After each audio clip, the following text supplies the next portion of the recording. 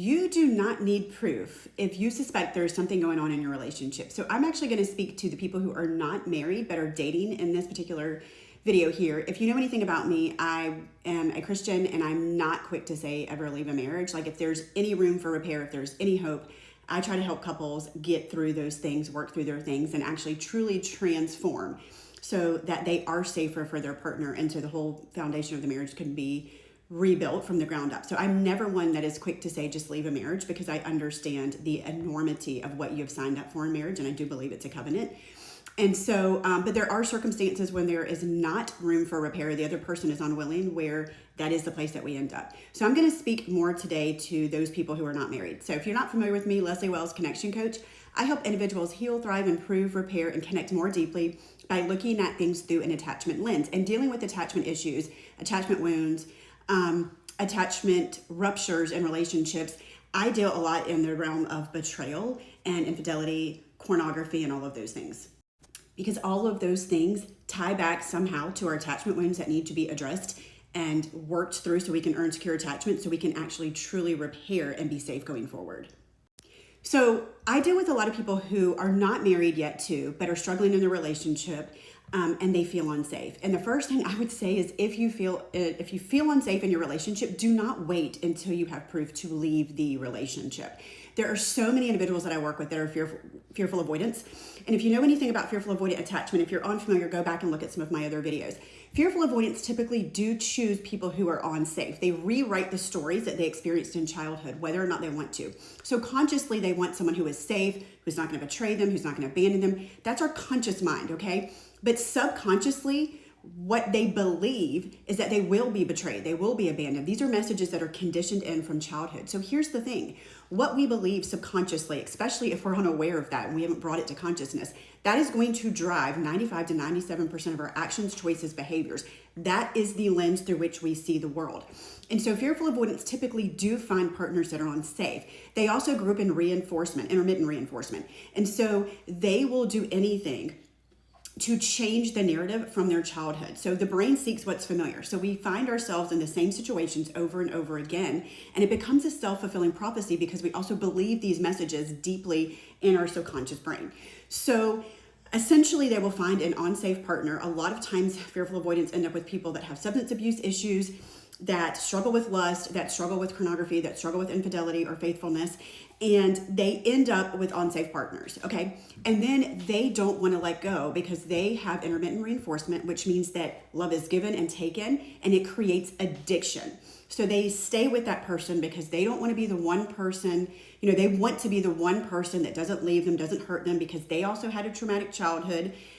Even if their partner's hurting them, there's so much empathy for their partner that they self-betray their own needs for safety. But they want to stay, they want to fix, they want to write a different story for them and the couple. And it's almost like whatever their childhood situation was, they want to recreate a happy ending in the relationship now, and they will throw themselves under the bus to make this happen. And they will not leave partners who are unsafe. If you feel unsafe in your relationship, even if the relationship is safe, and this is your own internal safety coming from your own insecure attachment, you are not ready for a relationship. You need to step back. You need to pour into yourself. You need to establish a baseline of safety in your own nervous system so you can properly challenge and balance what is safe internally versus what is that conflict, that opposing conflict that is happening externally. If you do not heal your secure attachment, you will not truly know if you are safe, and you will constantly be scanning for safety and not knowing when you truly are safe and when you're not. More of the time, I see clients that are fearful avoidance that truly are unsafe in relationships. And their theory is, well, I don't have proof. It doesn't matter if you have proof. If you know in your nervous system, and your nervous system is telling you over and over and over again you're unsafe, chances are you are probably unsafe. And again, if you're actually not, if you actually have a secure, safe partner, then you still have so much work to do that you can't show up safely in the relationship.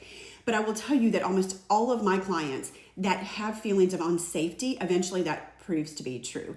I have clients that have knowings, and it's very rarely that it doesn't end up to be true. We are aware of things at a subconscious level that we often are not at a conscious level. The other thing that I notice a lot with a lot of my clients is they do have proof. They have proof, but it doesn't cross a certain line.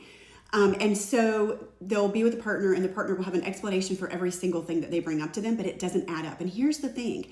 If you have tons of smoke all around your relationship, where there is smoke, there's fire.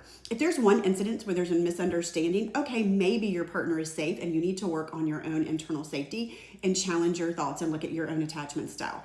If you constantly are finding things that there's areas of smoke, if there's all these little fires, there probably is something going on. And when I have someone that I'm working with, a partner, and the other partner can explain away like 5, 10, 15 different things, there's a problem there. Because if you are behaving with integrity and honesty and transparency and you are doing the right thing, you are not going to have all the speculation, all of these things surrounding your behavior.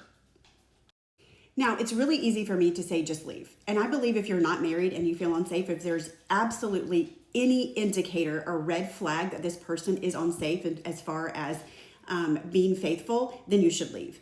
However, that is not completely doable when you have insecure attachment and you are a fearful avoidant. You have to work through your attachment wounds a lot of times and earn secure attachment to be able to detach. Because the thing is, when you are hooked on that intermittent reinforcement, that's addiction. So people become addicted to their partners, addicted to their relationship, and they literally can't just leave. They have to, that pain, the imagined pain, the anticipation of the pain of detachment is so big that they can't leave. And there's so much shame around, I'm being the person that lets this other person down again. And that's because that's what's happened for them consistently. What happens is they want to show up so well for the other partner and they fail to show up well for themselves. And if we're failing to do something and honor ourselves in a certain way, we're probably not going to get it from our other partner. So we really have to start the work there. So I work with a lot of people that do need to leave, and they know this deep down, and they know that there's all these red flags from the very, very beginning that they ignored. That's part of being a fearful avoidant. But what we can do is help you earn secure attachment. So when you are ready to leave, you're able to see that and you're able to actually do that. But from a Christian standpoint, I do not believe that God would ever send you someone that you are supposed to marry or stay in a relationship with that is unsafe and unfaithful from the very beginning. He's absolutely going to send you someone who is broken, flawed, human, that is going to be a mirror to you if you ever get married, that is going to show you where you need work and is going to have flaws that you're supposed to be a mirror to them and call out those parts of their heart and work together to sanctify one another. God does that all the time in marriage. But he's not going to send you someone who is unsafe. One of the things that I would say is if you're single and you're not married, even if you're in a relationship that feels unsafe, I would say that you really need to hunker down and pray for God to send you someone. And then you need to be listening to who he sends for you and not just allow your insecure attachment to snatch up and grab the very first person that you see that makes you feel some kind of a way. By the way, those are neurotransmitters in the very beginning. Those are neurochemicals. That's not actually real love. That doesn't come until later in the relationship when you get into the power struggle. And the other thing that I would be doing is I would be praying that I would be someone who could be a good partner, that when I got to the place of being in a committed relationship and got ready for marriage, that I would be able to show up in a godly way as a husband, a wife, whatever. So those are the two things that I would be praying for. But I can guarantee you that God is not going to send you someone right now that is going to be unfaithful to you or is going to act shady or is going to entertain others. Right? Whenever you are with a committed person in your committed relationship, it forsakes all others. That's literally what it says when you have your marriage vows, forsaking all others. Why the heck would you not practice that if you're in a serious relationship working towards marriage? If someone's not showing you that they understand God's design for marriage, what that entails, forsaking all others, being committed to you, making you feel safe, making you feel protected. If they're not doing those things, they're not someone that you should be wasting your time with. And even if someone is not doing the wrong things, but they're entertaining others. I have a lot of clients where they're messaging, they're in chat rooms, they still have a lot of friends of the opposite sex that they're going out with. They don't want to share all the things that they're doing. They kind of want their life and someone else has a separate life. Those are not things that people do to make you feel safe. And especially if you're a man. Your job as a man is to make a woman feel safe, to feel protected. That means emotionally and physically. And so if someone is unable or making you feel safe and protected is not a priority of theirs, that is something that you need to listen to, that they are showing you who they are way before you get seriously committed into marriage. And if they're showing you that, then you should feel unsafe. That doesn't mean that God can't do a work in them.